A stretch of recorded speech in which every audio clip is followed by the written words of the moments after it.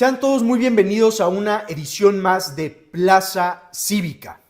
Aquí les traemos algunas de las noticias nacionales más importantes de la semana que acaba de transcurrir y para terminar una noticia local baja californiana de la mayor importancia. Y empecemos con la primera noticia, con esta extradición de 29 altos capos de la droga mexicanos extraditados a Estados Unidos. Mucho se ha especulado sobre el porqué de la extradición. Y ciertamente tiene mucho que ver estas presiones constantes de Donald Trump y además que se acercaban las fechas, finales de febrero, donde pues nos iban a poner aranceles los gringos. Entonces, muy probablemente algo se habrá negociado, espero que no haya sido de gratis, donde básicamente se dijo: te voy a dar estos 29 capos de la droga a ti, Estados Unidos, que siempre has querido, pero no me pongas aranceles. Eso es lo que estamos por ver. Ahora, uno de estos extraditados, hubo muchos de los Zetas, etcétera, etcétera, pero no, estos era Caro Quintero.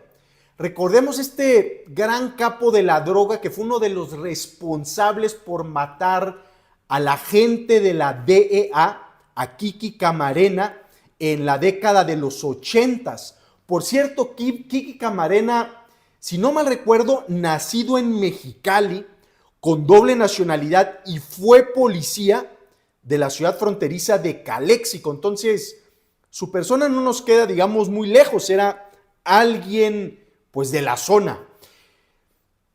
Les recomiendo mucho, hablando de esto, una miniserie en Prime que se llama The Last Narc. A mí me la recomendó un general del ejército mexicano, donde hablan precisamente en 4 o 5 capítulos sobre este secuestro, tortura y muerte de Kiki Camarena, donde estuvo involucrada la CIA. Por cierto, está altamente recomendable. Ahora, hay aquí un tema también de fondo, que es la narcopolítica.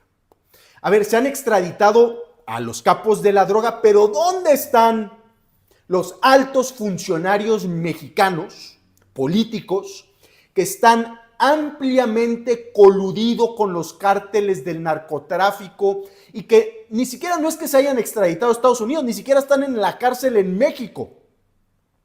Se nos pueden venir algunos casos en mente de gente que tiene serios señalamientos de vínculos, como el gobernador de Sinaloa, Rubén Rocha, el exgobernador de Morelos, Cuauhtémoc Blanco, entre muchos otros. Y claro que ya empezó a decir Trump: pues ya no nada más queremos estos capos de la droga, queremos también a los políticos.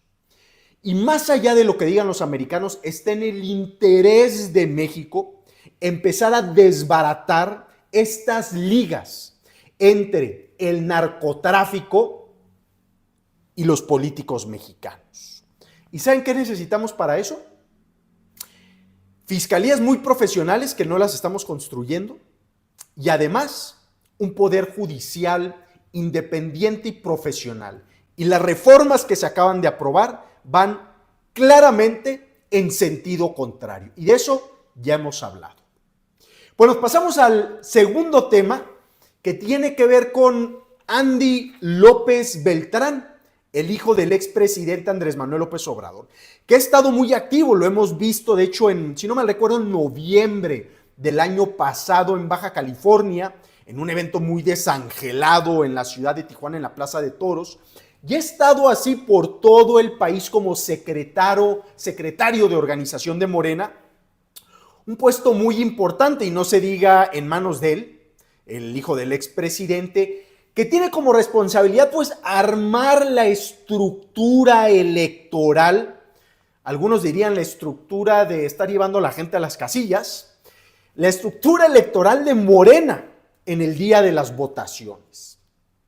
Por cierto, ¿qué hubieran dicho si Enrique Peña Nieto o Felipe Calderón hubieran dejado a sus hijos en las secretarías de organización de sus partidos? Pues se hubiera hablado con toda la razón pestes de ellos.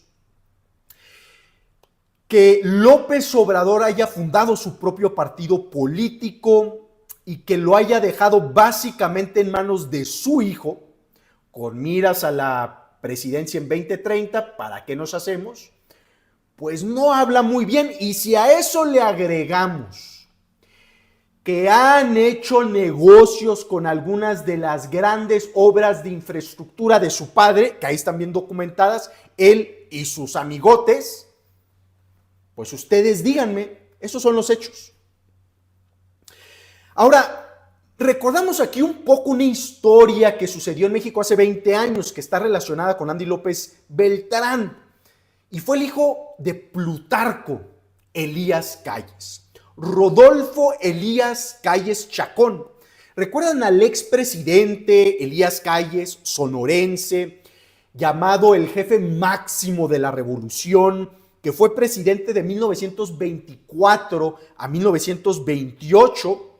Álvaro Obregón se trata de reelegir, gana, lo asesinan, y entonces en ese contexto Elías Calles se vuelve el jefe máximo de la revolución y el jefe del maximato, donde él estuvo detrás del poder con 3 presidentes de la República, que cada uno duró como 2 años.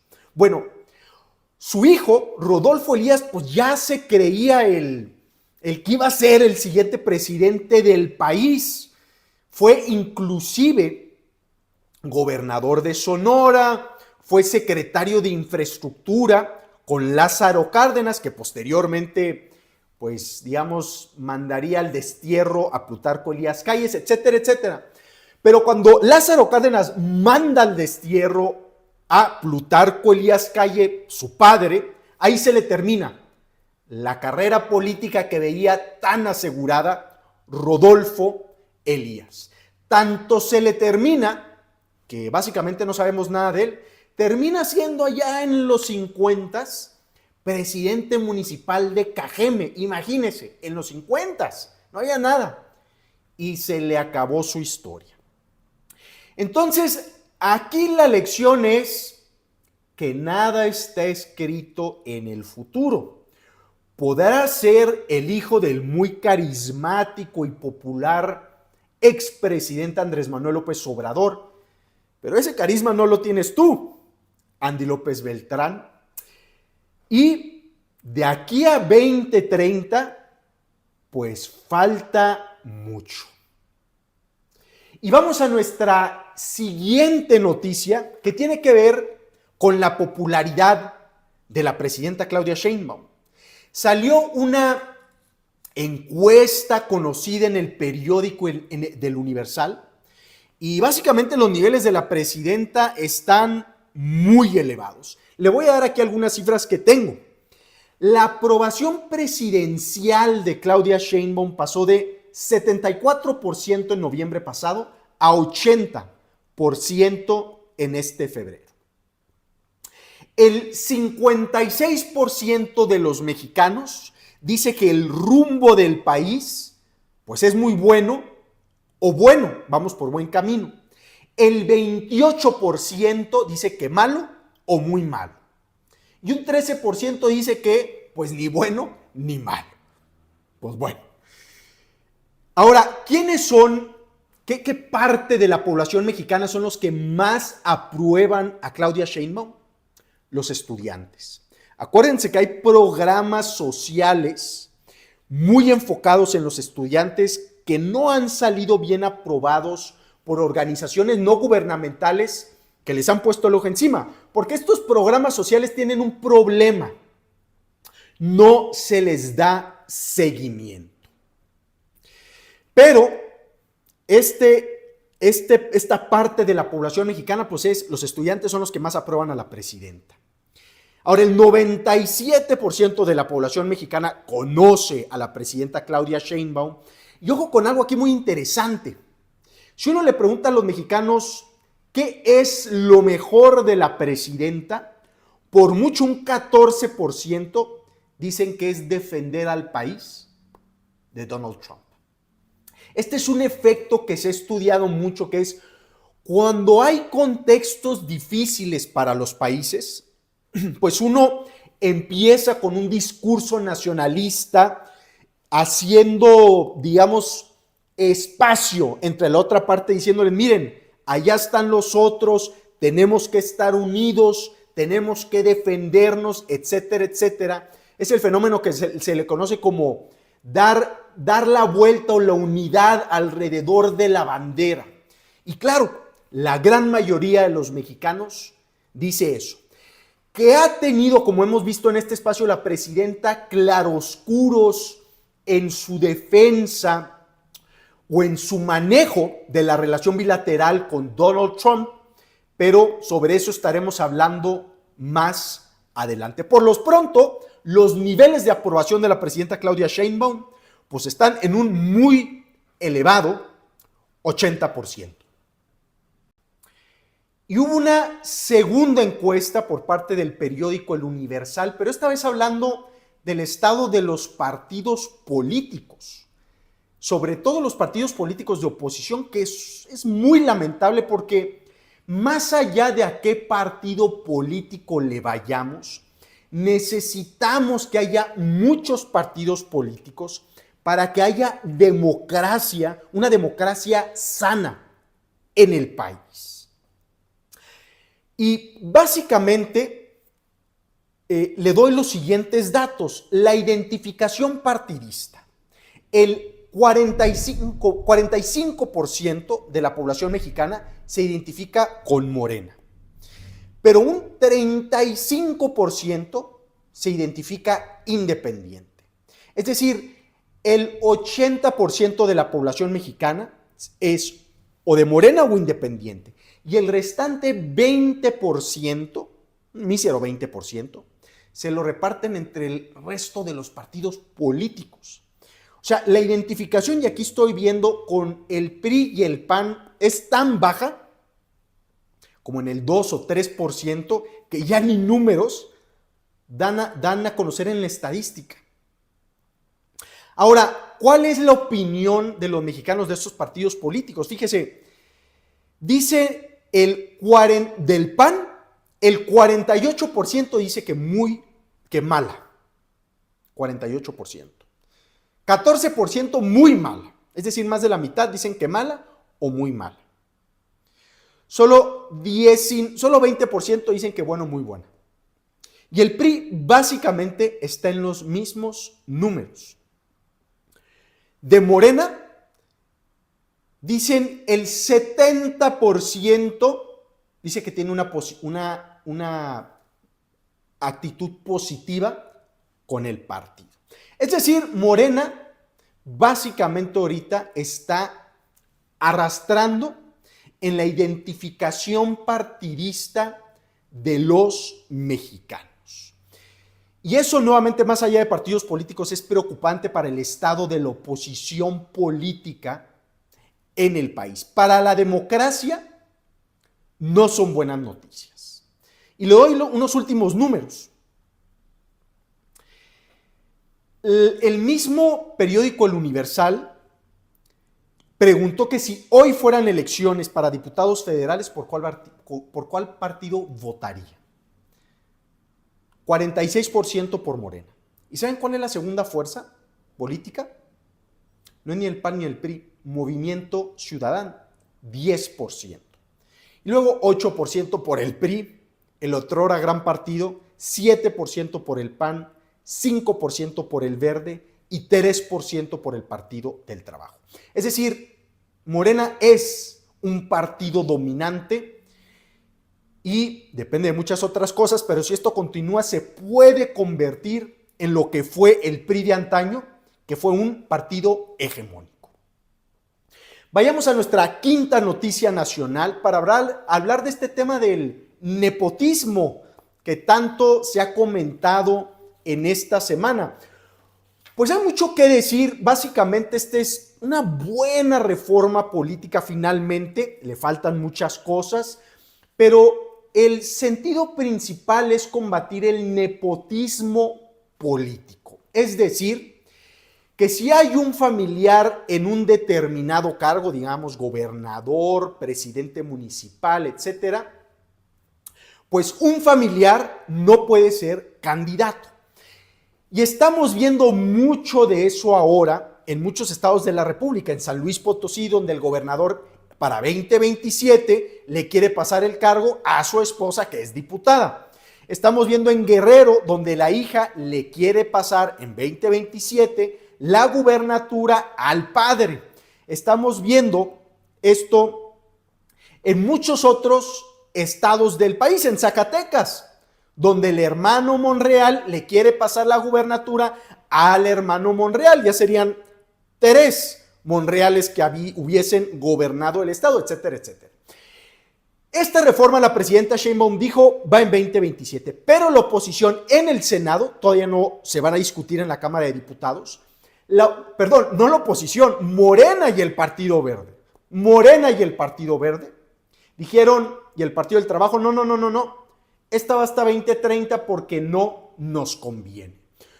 El gobernador de San Luis Potosí es del Verde, por ejemplo. Hay una cantidad ahí de oligarquías políticas que el plan de esta reforma es, pues básicamente terminarlas, que haya nueva gente como candidatos, pero y Morena y el Verde dijeron no, que se espere la presidenta. Y esta es básicamente la segunda vez que le enmendan la plana a la presidenta. La primera fue para nombrar a la titular de la Comisión Nacional de los Derechos Humanos, y sí se ve disminuida la autoridad política de la presidenta. Mucho nos indica que no va a ser la primera vez que esto vaya a suceder. Y por cierto, no solo se ve un poco lastimada la autoridad política de la presidenta, sino también, ojo, la de la secretaria de Gobernación, Rosa Isela Rodríguez. ¿Pero por qué? Porque Rosa Isela Rodríguez quería ser candidata a la gubernatura en 2027 por San Luis Potosí. Pero ahí está el aliado de Morena, que le acabo de comentar, que le quiere pasar la gubernatura a su esposa, que es senadora. Esa partida la ganó el Verde. Vamos a ver qué sucede. Por cierto, pues ¿quién es el máximo representante de estos clanes familiares políticos? Pues el hijo del expresidente Andrés Manuel López Obrador, cuya crítica hubiéramos hecho igual si Calderón le hubiera pasado el bastón del partido a su hijo, o Peña Nieto, o cualquier presidente. Pero en este caso es López Obrador a su hijo Andy López Beltrán.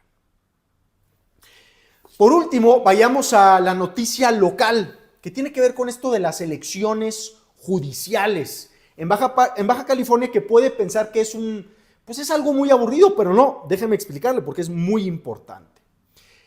Como sabe, va a haber elecciones tanto para cargos federales como locales en el Poder Judicial. Son muchos cargos, tantos así que solo en Baja California el Instituto Electoral del Estado pidió una ampliación presupuestal de 241 millones de pesos para llevar a cabo estas elecciones.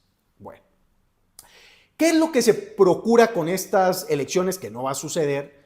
Pues que básicamente el pueblo decida quiénes van a ser sus jueces, magistrados y ministros, imagínense. Pues bueno, cada poder va a dar unas listas, que ha sido un proceso muy desasiado. El problema aquí es que el presidente del Tribunal Superior de Justicia del Estado, Alejandro Isaac Fragoso López, está en las 3 listas de los 3 poderes del Estado. Se le ha visto muy contento en fotos con el consejero jurídico del Estado y con la gobernadora misma. Es algo de un Estado bananero, eso no sucede en otras democracias. Imagínense el Poder Judicial juntándose con el Poder Ejecutivo. ¿Para qué? ¿Qué están hablando?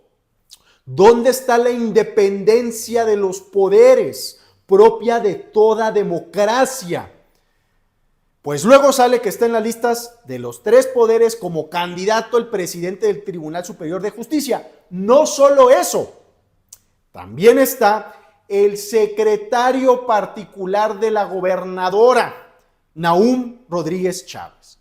No solo eso, está el subconsejero jurídico del Estado, Julio César Díaz Mesa, etcétera, etcétera, etcétera. Esos son solo unos ejemplos. Miren, más allá de qué querramos, la historia es muy clara. Si uno quiere tener inversiones, empleo, certidumbre jurídica, Estado de Derecho, democracia, pero de veras, se necesita separación de poderes. Eso que nos enseñaron desde la primaria. Y todo esto va en contra de lo mejor que sabemos en México y en el mundo cuando de democracia y Estado de Derecho se trata. Esto no puede acabar bien. Estas fueron las 5 noticias más importantes a nivel nacional de esta semana y una de las noticias más importantes en nuestro estado, Baja California. Espero que tenga un muy buen domingo, un muy buen inicio de semana, que descanse para que empiece con todo este lunes. Nos vemos el siguiente domingo aquí en Agencia Fronteriza de Noticias. Que esté muy bien.